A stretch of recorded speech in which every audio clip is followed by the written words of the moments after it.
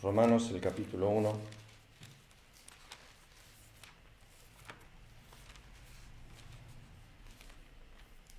Comenzando nuestra lectura en versículo 16. Dice, porque no me avergüenzo del Evangelio, porque es poder de Dios para salvación a todo aquel que cree, al judío primeramente y también al griego. Porque en el Evangelio la justicia de Dios se revela por fe y para fe, como está escrito, mas el justo por la fe vivirá. Porque la ira de Dios se revela desde el cielo contra toda impiedad e injusticia de los hombres que detienen con injusticia la verdad. Porque lo que de Dios se conoce les es manifiesto, pues Dios se lo manifestó. Porque las cosas invisibles de Él, su eterno poder y deidad, se hacen claramente visibles desde la creación del mundo, siendo entendidas por medio de las cosas hechas, de modo que no tienen excusa. Pues habiendo conocido a Dios, no le glorificaron como a Dios, ni le dieron gracias, sino que se envanecieron en sus razonamientos y su necio corazón fue entenebrecido.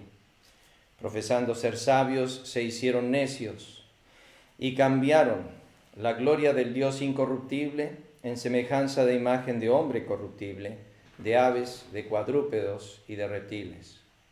Por lo cual también Dios los entregó a la inmundicia en las concupiscencias de sus corazones, de modo que deshonraron entre sí sus propios cuerpos, ya que cambiaron la verdad de Dios por la mentira, honrando y dando culto a las criaturas antes que al Creador, el cual es bendito por los siglos.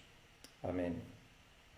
Por esto Dios los entregó a pasiones vergonzosas, pues aun sus mujeres cambiaron el uso natural por el que es contra naturaleza.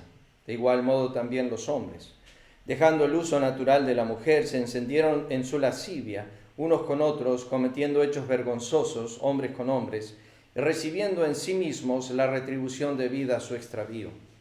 Y como ellos no aprobaron tener en cuenta a Dios, Dios los entregó a una mente reprobada para hacer cosas que no convienen, estando atestados de toda injusticia, fornicación, perversidad, avaricia, maldad, llenos de envidia, homicidios, contiendas, engaños y malignidades, murmuradores, detractores, aborrecedores de Dios, injuriosos, soberbios, altivos, inventores de males, desobedientes a los padres, necios, desleales, sin afecto natural, implacables, sin misericordia, quienes habiendo entendido el juicio de Dios, que los que practican tales cosas son dignos de muerte, no solo las hacen, sino que también se complacen con las que los practican. Hasta aquí la lectura de la palabra de Dios y pedimos que el Señor añada su bendición a la lectura y también a la enseñanza de su palabra. Estamos en el versículo 18 para aquellos que están siguiendo los estudios a la mañana del libro de Romanos. Estamos tratando ahora el versículo 18. Déjeme simplemente dar un breve repaso a los atributos de Dios mencionados en el versículo 16 y 17, en el cual miramos el poder de Dios en el versículo 16, la justicia de Dios en el versículo 17, la vida de Dios en el versículo 17, cuando dice el justo por la fe vivirá. La vida que Dios da al justo, nos dice claramente eso en el Nuevo Testamento, es el tema abundante de las epístolas, pero es el tema que corona el ministerio de Jesús en el Evangelio de Juan. He venido para que tengan vida y que la tengan en abundancia. En el versículo 18 tenemos la situación porque la ira de Dios se revela desde el cielo contra toda impiedad e injusticia de los hombres que detienen con injusticia la verdad. Déjeme decirle simplemente que la palabra revelar que Pablo utiliza en el versículo 17 cuando dice en el Evangelio se revela la justicia de Dios, obviamente es, como ya dijimos, el Evangelio es un diamante con distintas caras, ¿no? Con multiformes caras, por así decirlo. Creo que es inagotable en nuestro estudio de las Escrituras querer desarrollar y entender y comprender el diamante del Evangelio. Nosotros en el Evangelio, Pablo va a desarrollar un solo aspecto de ese diamante, que es la justicia de Dios. Y lo va a desarrollar a través de 11 capítulos. Después va a manifestar cómo esa justicia se ve en la vida del creyente en su diario vivir, del capítulo 12 hasta el capítulo 16. Pero Pablo aquí desarrolla un solo aspecto de ese diamante. entendemos que en ese diamante en el Evangelio se revela el amor de Dios, se revela la gracia de Dios, se revela la misericordia de Dios, se revela el perdón de Dios, se revela la paciencia de Dios, se revela la santidad de Dios. Se revela todos estos atributos de Dios, y yo creo que todos los atributos de Dios se ven en el Evangelio, en el corazón del Evangelio, expuestos y manifiestos. Entonces, Pablo está desarrollando un solo aspecto del Evangelio, que es la justicia de Dios, lo cual venimos desarrollando anteriormente. Y cuando llegamos al versículo 18, tenemos que definir qué tipo de ira está hablando aquí en Romanos 1:18. Obviamente, esta ira está directamente asociada con los impíos. Fíjense el texto de nuevo. Dice, la ira de Dios se revela al cielo contra toda impiedad e injusticia. O sea que esta no es una ira sin causa, no es un Dios que se levantó de mal humor, entonces decidió que se va a enojar con la humanidad. No, cada vez que Dios manifiesta su ira tiene una causa detrás. Lo que vimos la semana pasada es que está la ira hacia el justo y está la ira hacia el impío. Son dos diferentes iras, obviamente. El pastor MacArthur, enseñando acerca de esto, dijo que hay dos manifestaciones de ira. La ira que es indirecta, que son las leyes de consecuencia que Dios ha puesto al universo. Y después está la ira directa, la cual donde Él se manifiesta, como la ciudad de Sodoma y Gomorra, o como el diluvio. O como en ocasiones cuando Él se manifestó en ira para con su pueblo y mató a muchos por causa de su transgresión y desobediencia. Eso lo llamamos iras directas de Dios. MacArthur también dice que en esta ira de Dios se manifiestan 5 tipos de diversas iras. Tenemos la ira eterna. Esa es la ira del infierno, esa es la ira futura expresada de Dios. Tenemos la ira pasada del Antiguo Testamento, la ira presente, la cual Pablo está tratando acá, que es una ira continua. La palabra literalmente en el griego, cuando dice se revela desde el cielo, es continuamente, la ira de Dios continuamente está siendo revelada. Vamos a desarrollar eso ahora, pero simplemente para tener en mente. Está la ira escatológica, que corresponde a los últimos días o la gran tribulación. Está la ira de cataclismos, como el diluvio, Sodoma y Gomorra. Está la ira de consecuencias, como el principio de sembrar y cegar. Esa es la ira de consecuencias. Y está la que yo creo que se menciona aquí en Romanos y en muchas otras ocasiones, que es la ira de abandono. Cuando dice que los entregó 3 veces. Si ustedes leen ahí en Romanos 1:24, Romanos 1:26 y Romanos 1:28. Las 3 veces que dice que Dios los entrega. Es una situación de abandono. Los deja a sus deseos y pasiones. Eso es lo que hace Dios en cuanto a esta ira de abandono. Es ira de consecuencia. La Biblia lo dice en el Salmo 81, en Proverbios capítulo 1, en Oseas capítulo 4. Por tanto los dejé a la dureza de sus corazones. Ha dejado a todos los hombres andar en sus propios caminos. Dios otorga a los hombres el andar conforme a sus sendas. Esto es lo que llamamos la ira de abandono. Proverbios dice que ellos rechazaban y Dios se deja ser resistido. Dios se deja ser maltratado. Recuerden que la ira de Dios va a venir sobre los hombres que hicieron lo que hicieron al Hijo de Dios. Pero sin embargo se le permitió que se le escupan, que lo golpeen, que se ríen, que lo maltraten, que lo injurian. Obviamente va a haber una consecuencia a eso y van a pagar los hombres por eso. Y todas esas burlas que se surgieron alrededor de la cruz, la Biblia dice que Cristo, mientras se reían y se burlaban de él, oraba. Encomendaba todas las cosas al que juzga justamente. Entonces, tenemos ese recuerdo de ira. Pero déjenme leerles una frase que leí en cuanto al justo. Miramos todo lo que es la ira de Dios sobre los justos la semana pasada. Y dijo Thomas Watson, cito a Thomas Watson en esto que dice, es cierto que Dios no ve el pecado en su pueblo con un ojo de venganza, pero lo ve con un ojo de observación. Él no ve pecado en ellos para condenarlos, pero Él lo ve para enojarse y castigarlos severamente. David no lo encontró así cuando gritó con los huesos rotos. Thomas Watson en esta ocasión, cuando David cita el Salmo 38, David dice, Jehová, no me reprendas en tu furor, ni me castigues en tu ira. Sigo citando a Thomas Watson, dice, Dios golpea lento pero pesado. ¿Tienes un brazo como Dios? ¿Puedes dar un golpe como Él? Dios es el mejor amigo, pero el peor enemigo.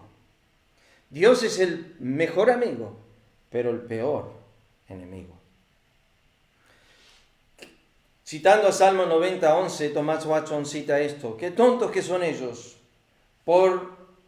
porque por una gota de placer buscan beber un océano de ira. Aceptan la gota de placer de los 70 años, de los 80 años, de los 100 años que Dios le da, por una eternidad, un océano eterno de ira que van a beber eternamente. Los hombres intercambian poco, o sea, eternidad, por poco que les ofrece Dios en esta hora. Dios, con meramente satisfacer sus corazones, con llenar sus estómagos, ellos están contentos con esa porción de Jehová. No quieren ni desean más que eso. Ahora llegamos a la siguiente frase, y por favor fíjense en Romanos 1, el versículo 18. Dice, porque la ira de Dios se revela, y aquí viene la frase, desde el cielo. Ahora, me dediqué esta semana a estudiar, la semana pasada también, a estudiar un poco de esta frase, desde el cielo. Déjeme decirle a modo simplemente de estadísticas, que estudiando un poco, leyendo un poco internet, se refiere a que si la lluvia no estaría, 95% de nuestros alimentos surgen del suelo. Y nos dicen los científicos que si no fuese por la lluvia, nosotros no tendríamos 95% de nuestros alimentos. Ahora, la Biblia habla mucho acerca de el cielo, pero ¿qué está diciendo cuando la Biblia dice, porque la ira de Dios se revela del cielo? Bueno, si ustedes estudian el libro de Apocalipsis, por ejemplo, en los 7 sellos, y después en el capítulo 8 y 9 las 7 trompetas, y después en el capítulo 16 las 7 copas, todas, nos dice la Biblia, están descendiendo del cielo. O sea que la ira de Dios, como dice Romanos 1, es del cielo, pero tiene un significado más amplio, obviamente. Ahora lo vamos a ver. Pero sin duda, si solamente tendríamos Apocalipsis 6, los 7 sellos, y que los hombres saben que es la ira del Cordero, pues dice que hay un cambio en el universo, hay un apagón, hay estrellas que caen del cielo, obviamente no está hablando de algo literal, pero hay un cambio donde el hombre es notorio que Dios está empezando a tronar desde los cielos en su ira, Apocalipsis capítulo 6, y ellos corren a los montes y claman a los montes para que los escondan de la ira del que está sentado en el trono y de la ira del Cordero, dice capítulo 6. Cuando llegamos al capítulo 8, hay una pausa, hay un silencio. Hay silencio en el cielo por media hora, dice la Biblia. Spurgeon, cuando habla acerca de este silencio del cielo, lo titula como que la majestad en las alturas hace que el cielo se silencie, aún de las alabanzas continuas, de su adoración a su santidad. Hay una pausa en el cielo en cuanto a su adoración. Es como que está permitiendo, o hay 30 siempre en la Escritura, obviamente representa duelo. 30 días lloraron a Moisés, 30 días al papá de José, Jacob, y así sucesivamente, 30 días por Aarón. Es un número de duelo en la Escritura, o sea que es un número de duelo por los moradores de la tierra. Es más, cuando introduce, después que se empieza a hablar en el cielo, en capítulo 8, las primeras introducciones, hay de los moradores de la tierra, o sea, una situación de duelo.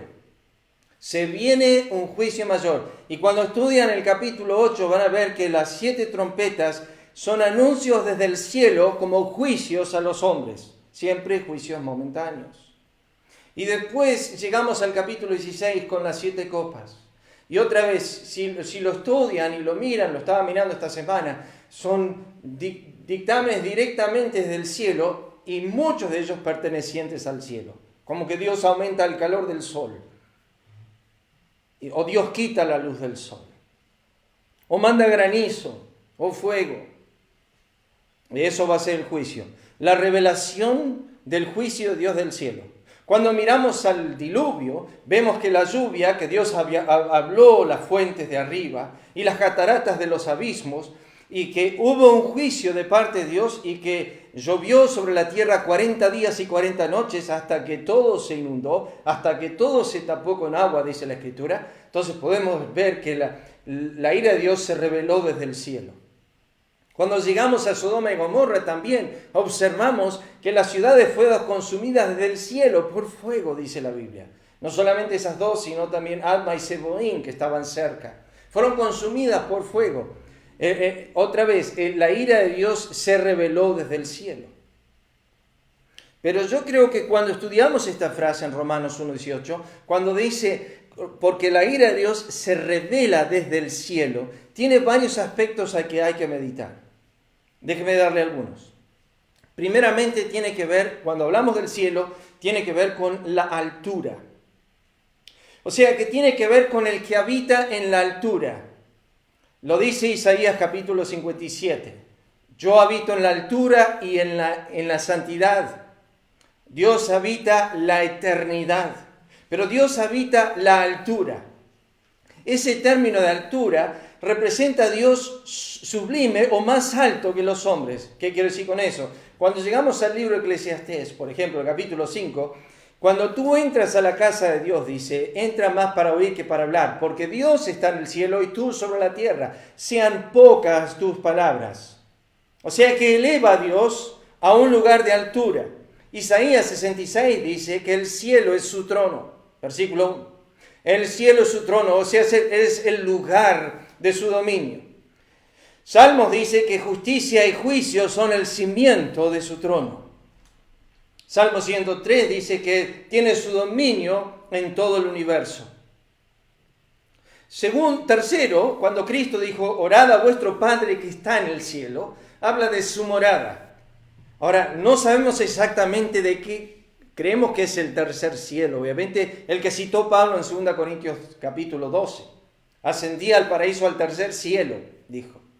El primer cielo es la atmósfera. El segundo cielo es las estrellas. El tercer cielo es donde habita Dios.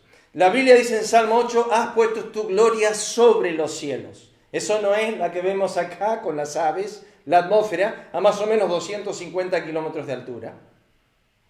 Que la mayoría de nosotros no vamos a llegar nunca a esa altura.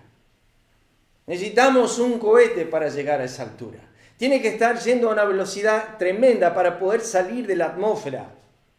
Eso requiere todo un estudio, una ciencia, solamente para viajar 250 kilómetros hacia arriba.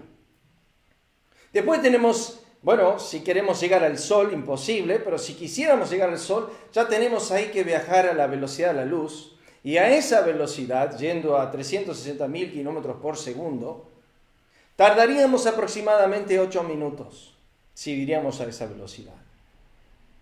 Que es el lugar más cercano o estrella más cercana. Pero yendo a esa velocidad hay enormidades en cuanto al espacio incomprensibles. Tardaríamos 100.000 millones de años luz para cruzar de un extremo al otro de nuestra Vía Láctea, solo de nuestra galaxia. Galaxias en el universo, en su expansión, hay millones de millones. Cada galaxia contiene millones y millones de estrellas, tamaños del Sol. Estamos hablando de dimensiones que se miden en años luz y se miden en el término de cuánto recorre luz en un segundo, para poder abarcar una distancia, para traer a la mente el concepto de inmensidad de distancia. Esto también lo tenemos en Isaías 55, cuando Dios habla acerca de sus caminos y sus pensamientos. Dice, tan altos como los cielos sobre la tierra. Él no estaba hablando de la atmósfera ni del universo de estrellas y galaxias. Estaba hablando de su trono, de su morada, de su lugar. Esa distancia no la conoce hombre alguno. Entiéndanlo, que tan alta como los cielos sobre la tierra es su misericordia dice la Biblia en Salmo 103, sobre los que le temen. O sea que Dios puso esas dimensiones para mostrar la grandeza de sus atributos y de su persona. Pero cuando hablamos acerca de que la ira de Dios se revela desde el cielo, hablamos acerca de su dominio. Me gusta esta frase, se la voy a leer. Está en el libro de Daniel, el capítulo 4. Tengo tantas referencias acá y sé que indagué demasiado con las referencias. Pero déjenme leerles Daniel capítulo 4, el versículo 26. ¿Se acuerdan ustedes esta? La humillación de Dios a Nabucodonosor. Y dice, en cuanto a la orden de dejar en la tierra la cepa de las raíces del mismo árbol, significa que tu reino se quedará firme luego que reconozcas que el cielo gobierna. Es otra manera de decir que Dios gobierna. Pero la Biblia utiliza esta frase, el cielo gobierna. O sea que hay un dominio del cielo sobre cada acción de los hombres. O sea que el cielo es el que gobierna, lo que da y lo que quita. Los reyes que se ponen y los reyes que se quitan.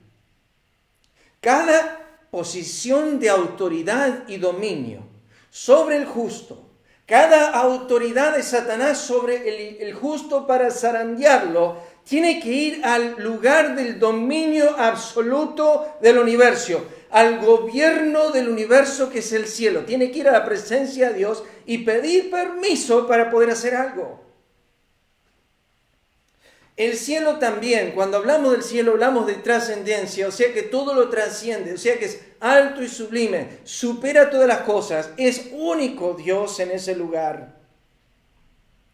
El cielo, dijo Salomón, nos expresa lo incontenible que es Dios, porque los cielos de los cielos, dijo Salomón, no te pueden contener.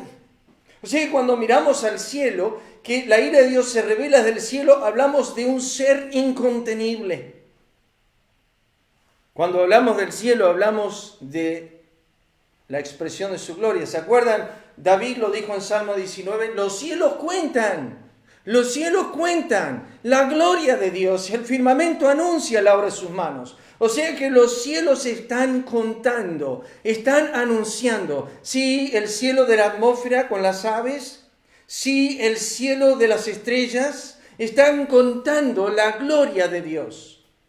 Luis Giglio, en su video de la indescriptibilidad de Dios, del Dios indescriptible, dice, si está tratando del universo de describir a Dios, entonces tiene un tamaño más o menos adecuado. No es demasiado grande. Esto es Romanos 1, versículo 18. Porque la ira de Dios se revela desde el cielo. O sea que su altura, su trono, su morada, su dominio, su trascendencia, su ser incontenible, su gloria, es su hechura. Salmo 33 dice, Él hizo los cielos y luego los habita. Él hizo los cielos. Pero me gusta, son sus testigos. Llamaré a los cielos como testigos contra ti. Salmo 50, versículo 4. Son los testigos de Dios. Recuerde que tú puedes decir que no escuchaste la voz de Jehová, pero la Biblia dice que llamará a los cielos y a la tierra como testigos contra ti. Varias referencias en el libro de Deuteronomio que hablan acerca de esto, pero por ejemplo Isaías capítulo 1, Dios llama a los cielos y a la tierra a oír lo que Él va a decir a Israel. Escucha tu cielo, escucha tu tierra, Jehová ha hablado. Y los pone a ellos como los que van a escuchar la voz de Dios. Y finalmente, Juan el Bautista dijo que los cielos nos hablan de providencia. Recuerdan, el hombre no puede recibir nada si no le fuere dado del cielo. O sea que todo lo que el hombre posee y tiene, lo recibe de parte de Dios. Cuando leemos esta frase, el cielo, tiene una extensión amplia. Y yo cité algunas cosas. Hay innumerables situaciones, Antiguo Testamento, en cuanto a esto del cielo. Porque la ira de Dios se revela desde el cielo.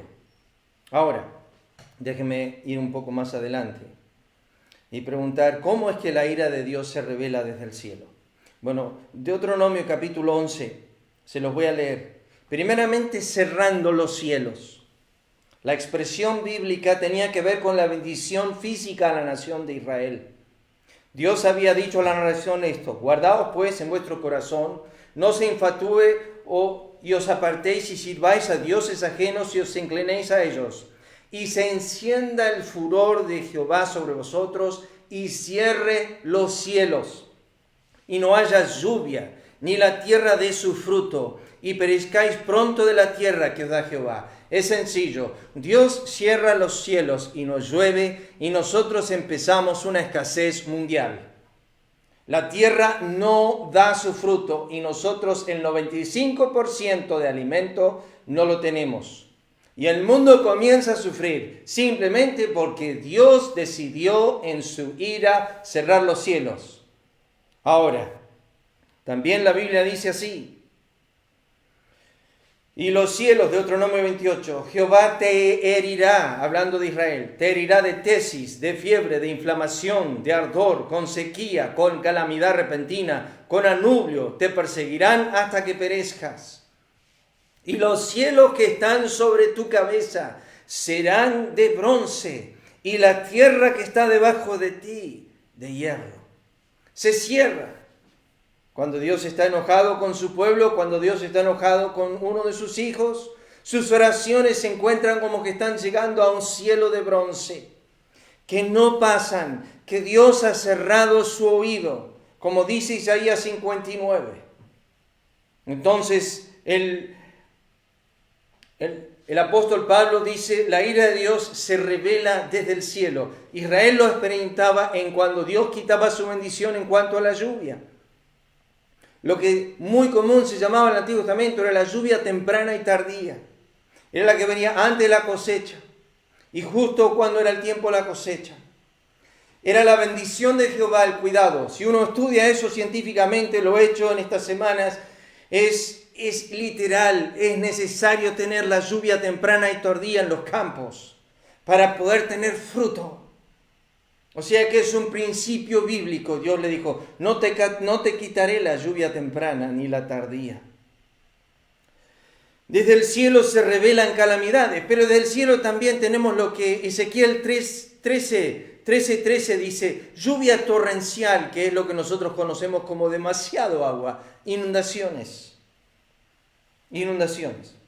Ahora, yo creo que en el contexto de Romanos 1:18, la revelación de la ira de Dios aquí es la que nosotros conocemos como la ira de abandono.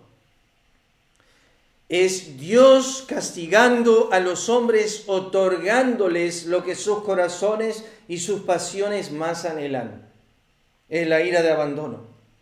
Ya les dije que Piper en su libro, en su exposición de Romanos 1, cree que una de las iras expresadas diariamente de la revelación de la ira de Dios es la sentencia de muerte. Recuerden que los hombres mueren dos personas por segundo aproximadamente en el mundo, 156.000 aproximadamente por día, sin contar los que están muriendo del coronavirus. Entonces tenemos esa expresión. ¿Cómo se revela la ira de Dios? Bueno, la ira de Dios se revela cerrando los cielos, trayendo calamidades, lluvias torrenciales. Podemos verlo en los juicios de Apocalipsis, capítulo 6, capítulo 8, capítulo 16. Las expresiones de la ira de Dios, pero muchas veces es simplemente dándonos. Como dije la semana pasada, libro de Oseas: les di un rey en mi furor y se los quité en mi ira. Les di un rey en mi furor y se los quité en mi ira. Ahora fíjense lo que dice el versículo 18. El versículo 18 sigue diciendo esto en cuanto a la ira de Dios. Dice: porque la ira de Dios se revela desde el cielo contra toda impiedad e injusticia de los hombres, que detienen con injusticia la verdad. Recuerden el contraste entre Romanos 1:17, el Evangelio revela la justicia de Dios. Aquí en Romanos 1:18, Dios está airado con la injusticia humana. Ahora, en las dos palabras, impiedad e injusticia, encontramos las dos tablas de la ley. Impiedad e injusticia. ¿Se acuerdan el decálogo? Bueno, las dos tablas de la ley que trajo Moisés al pueblo de Dios. En estas dos palabras encontramos el decálogo. La primera palabra, impiedad, tiene su raíz en una palabra que significa reverencia y adoración. Impiedad es una persona que es sin reverencia y sin adoración. Que tiene que ver con los primeros 4 mandamientos, que tienen que ver con amarás al Señor tu Dios con todo tu corazón, con toda tu alma, con todo tu cuerpo. Que tienen que ver con al Señor tu Dios adorarás y a Él solo servirás. Tiene que ver con nuestra primera y necesaria demanda. Primeramente Dios, buscad primero el reino de Dios y su justicia. Lo que tenemos aquí en Romanos 1:18, cuando Dios dice que está airado contra toda impiedad, lo que está diciendo es está airado con toda irreverencia, con toda falta de adoración, con toda falta de honra, con toda falta de gloria, con toda falta de atribución a su persona. Lo va a decir en Romanos 1, versículo 21. Va a empezar a desarrollar la impiedad de los hombres, que no le glorifican y que no le dan gracias. Pero por el momento dice contra toda impiedad. Esa impiedad la vemos citada en los primeros 3 capítulos de Génesis. Esta palabra tiene que ver con la relación con Dios. A la primera pregunta que Dios hace al hombre, ¿dónde estás tú? Dios le estaba preguntando en relación consigo mismo. Esa es la primera pregunta de la Biblia. ¿Dónde estás tú? Y Adán dice, me escondí, tuve miedo, conocemos la historia. Pero Dios estaba buscando al hombre en relación a sí mismo. La segunda pregunta es la que le hace a Caín. Y le dice, ¿dónde está Abel tu hermano? Ese es tu prójimo. Esas son las dos tablas de la ley de nuevo. La primera tabla encontrada en Génesis 1 al 3 tiene que ver con Dios. ¿Dónde estás tú? En relación conmigo. Las segundas tablas de la ley tiene que ver con el prójimo. ¿Dónde está Abel tu hermano? Bueno, injusticia, la segunda palabra que Pablo utiliza acá, es la palabra no actuar con justicia, pero esto es en relación a los hombres. O sea que la primera palabra es asevia, significa sin reverencia, sin adoración. Un hombre que vive una vida irreverente hacia Dios. Y injusto es un hombre que vive sin la ley, es anomia. Es un hombre que no respeta las leyes, las normas, su prójimo. Es destructivo. Entonces, la ira de Dios justamente se revela contra toda asevia, irreverencia hacia Él y toda injusticia hacia el prójimo. Tiene una causa. Dios tiene una causa. ¿Saben que me gusta el texto? Si me acompañan un momento a Judas, versículo 15. Judas, versículo 15. Porque ahí Judas nos dice 4 veces cómo se encuentra esta palabra impiedad, que es la palabra asevia, que es irreverencia. Irreverencia. Es interesante porque esta misma palabra se encuentra en Romanos 4:5 y Romanos 5:6. En Romanos 4:5 dice que Dios justifica al irreverente y Romanos 5:6 dice que Cristo murió por el irreverente. Es impresionante eso. Deberíamos recibir la ira de Dios y ser absolutamente destruidos. No obstante a eso, Dios no hace eso. Fíjense lo que dice Judas, versículo 15. Dice, para hacer juicio contra todos y dejar convictos a todos los impíos, es irreverentes, de todas sus obras irreverentes, impías, que han hecho irreverentemente. Es la misma palabra 4 veces en el griego, misma palabra. Y de todas las cosas duras que los irreverentes han hablado contra Él. Un tema en la agenda de Cristo en su segunda venida es tratar el tema de los impíos, tratar el tema de sus obras impías, de cómo han hecho impíamente y que vendrá para hablar lo que los pecadores impíos han hablado contra Él.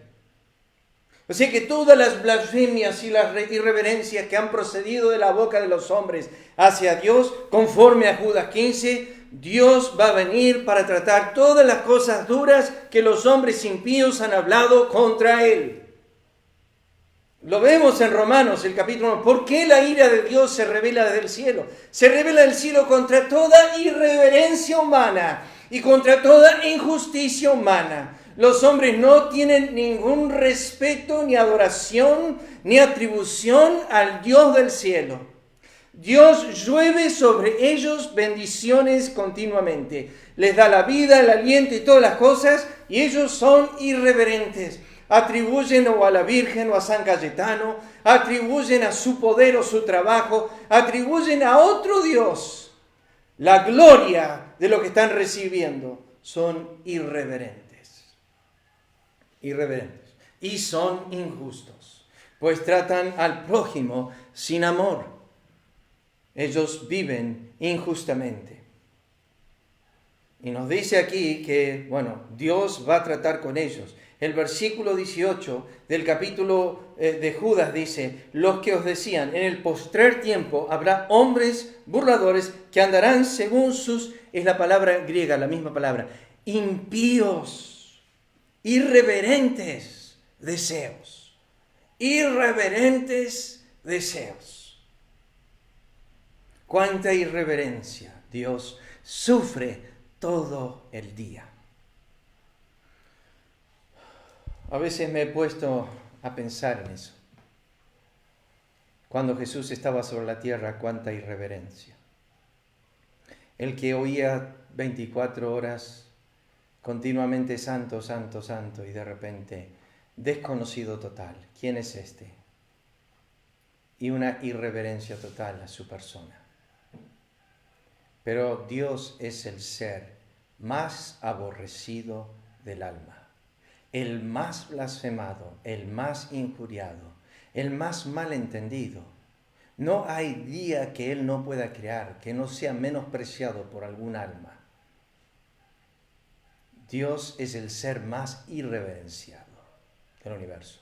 Si miramos el Calvario, cuánta irreverencia y cuánta injusticia hubo en ese lugar. Pero noten, para terminar, Romanos 1:18, la última frase. Dice: detienen con injusticia la verdad. Yo medité sobre esto. Vengo hace mucho pensando en esta frase, porque no me cierra bien todas las conclusiones en cuanto a esta palabra. Detienen. La misma palabra detener se encuentra en 2 Tesalonicenses capítulo 2. Y quiero que la miren un momento. 2 Tesalonicenses capítulo 2. Versículos 6 y 7. Ahora, este versículo tiene varias posiciones de interpretación. He leído varios comentarios, algunos dicen que es lo que yo voy a decir ahora y otros dicen que no, que tiene diferentes posiciones. Pero fíjense lo que dice el versículo 6 y 7, de 2 Tesalonicenses 2. Y ahora vosotros sabéis lo que detiene. Misma palabra que en Romanos 1, versículo 18. A fin de que a su debido tiempo se manifieste, porque ya está en acción el misterio de iniquidad, solo que hay a quien al presente lo detiene, lo suprime, hasta que él a su vez se ha quitado de en medio, y entonces se manifestará aquel inicuo. ¿Quién es el que está suprimiendo la iniquidad en este momento en el mundo? El Espíritu a través de la iglesia. Vosotros sois la sal y la luz del mundo. El Espíritu Santo es el que detiene lo que es el mal. No olviden que Dios detiene el mal aún en los hombres impíos. ¿Se acuerdan a Abimelech? Abimelech iba a pecar contra Sara y Dios le apareció en sueño de noche y le dijo: eres un hombre muerto si la tocas. Y Dios frenó a Abimelech de pecar. Él retuvo la iniquidad. Ahora, en el contraste que tenemos aquí, tenemos el Espíritu a través de la iglesia está suprimiendo la iniquidad. No puede avanzar como quiere avanzar, hasta que sea quitado en medio, hasta que levante su mano de detención de la iniquidad. De la misma manera, los hombres suprimen la justicia, la verdad de Dios, dice Romanos 1. Vamos a ver en el capítulo 1, versículo 19 y 20, a qué se refiere cuando dice: detienen con injusticia la verdad. ¿Qué verdad? No es la verdad del Evangelio. Es la verdad de la manifestación de Dios en sus obras. Y vamos a ver claramente que se refiere a esto, pero pausando aquí un momento, dice, suprimen con injusticia la verdad. Les voy a dar algunas ilustraciones. Ejemplo, cuando Lázaro fue resucitado de los muertos, ¿se acuerdan? Nos dice en Juan 11:45 al 57 que acordaron matarle. Querían suprimir la verdad de su vida, porque muchos hombres creían en Lázaro y creían en Cristo, viendo que Lázaro había resucitado a los muertos. Entonces querían sacar esa verdad de en medio. Y la única forma de hacerlo era suprimir la verdad, era matar a Lázaro. Entonces decidieron matar a Lázaro para que dejen de creer en Cristo. Acordaron hacerlo. Nos dice la Escritura en Mateo capítulo 28 que los hombres que cuidaban a la hora de la resurrección la piedra, cuando llegó el ángel, fueron y se lo contaron a los escribas y a los sacerdotes, y ellos dijeron, hay que mentir, no hay que dejar que esto corra. Entonces hay que decir que vinieron los discípulos y se lo robaron. Sí, bueno, pero ahí estamos el problema nosotros. No se preocupen, nosotros vamos a pagar dinero para que ustedes zafen, para que ustedes salgan de esta circunstancia. Entonces, de una forma, tuvieron que reprimir la verdad.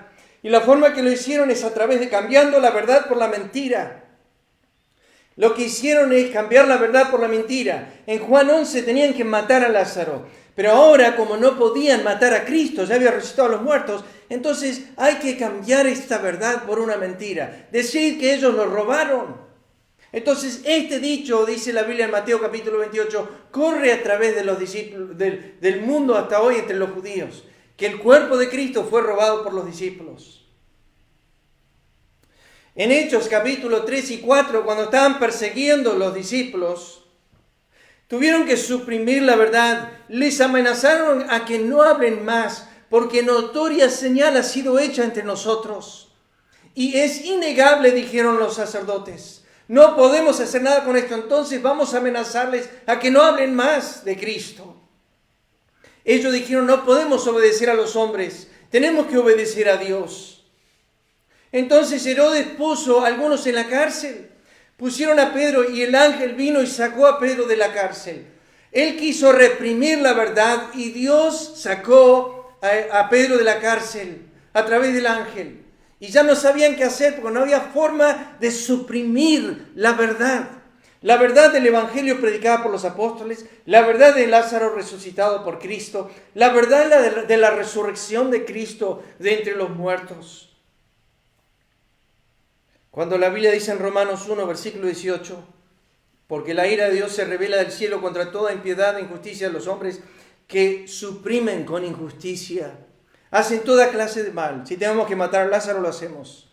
Si tenemos que mentir y cambiar la verdad por la mentira en cuanto a la resurrección de Cristo, lo hacemos. Si hay que poner a Pedro en la cárcel, lo hacemos. Toda clase de injusticia contra la verdad. Pero ustedes ya saben lo que dice la Biblia. Nadie puede contra la verdad. Y en nuestro siguiente estudio de Romanos vamos a encontrar que la verdad que quieren suprimir es la que se manifiesta en todo el universo, que todo habla de esa verdad. Desde la tierra, los peces, las aves, las bestias del campo, los cielos la cuentan. No hay forma de tapar esa verdad. Ellos buscan suprimir esa verdad en sus corazones. Hasta aquí llegamos esta mañana. Vamos a orar. Padre, gracias te damos por poder estar en tu palabra esta mañana y bendícela a nuestros corazones, te pedimos. Que puedas animar a tus hijos a crecer en la gracia y en el conocimiento de nuestro Señor Jesucristo. Te agradecemos por esta mañana en el nombre de Cristo. Amén.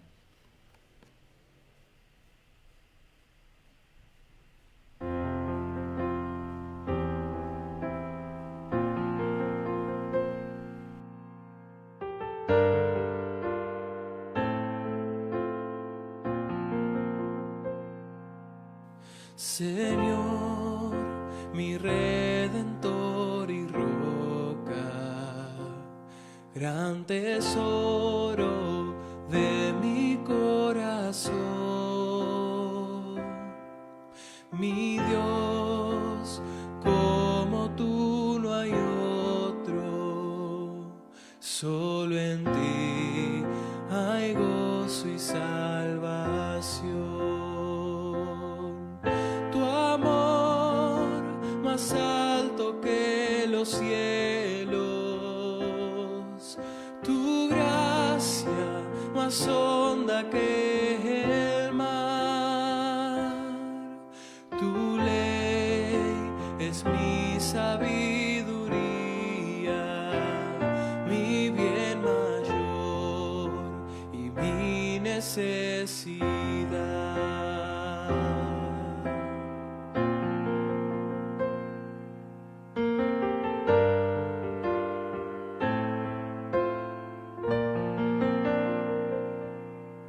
Señor, mi redentor y roca de mi vida, fuerte defensor.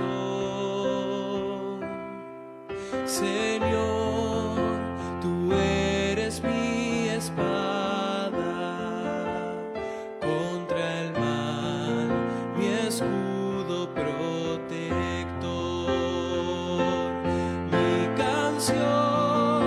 Si acechan enemigos,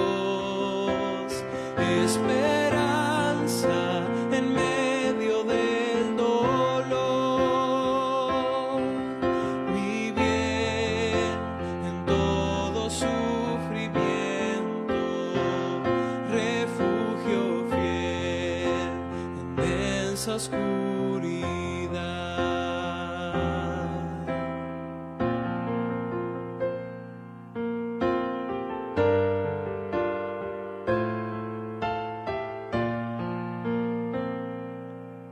Señor, mi redentor y roca de mi ruina, dulce Salvador,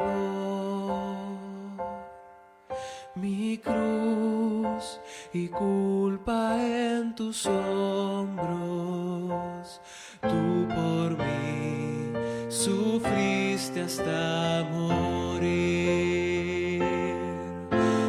Tú venciste a la muerte, en ti encuentro libertad. Mas tú venciste a la muerte, en ti encuentro libertad. Señor, mi redentor y roca, quiero vivir mis días para